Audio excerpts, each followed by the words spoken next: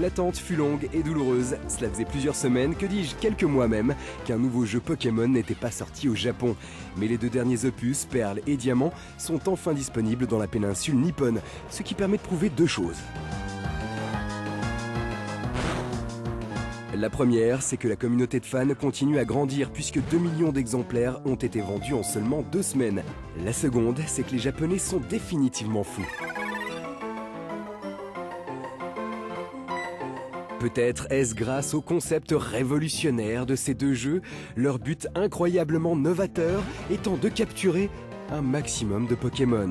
Sous son air faussement jeu de rôle, avec ses quêtes annexes quasi inexistantes et son scénario inintéressant, Diamant a tout ce qu'il faut pour plaire. Non, soyons sérieux 2 secondes. Quand va-t-on finir par se lasser? Car si d'autres avaient essayé d'exploiter une licence de manière aussi honteuse, nous aurions déjà crié au scandale depuis longtemps. Il est temps de réagir.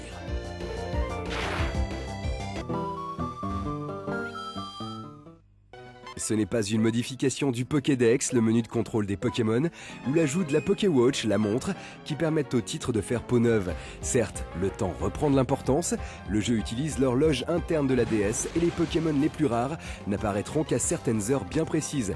Oui, 150 Pokémon inédits sont disponibles, sans compter que vous pouvez importer ceux des anciennes versions, et ils peuvent combattre ceux de vos potes via le Wi-Fi, mais le principe reste très bateau et ultra répétitif.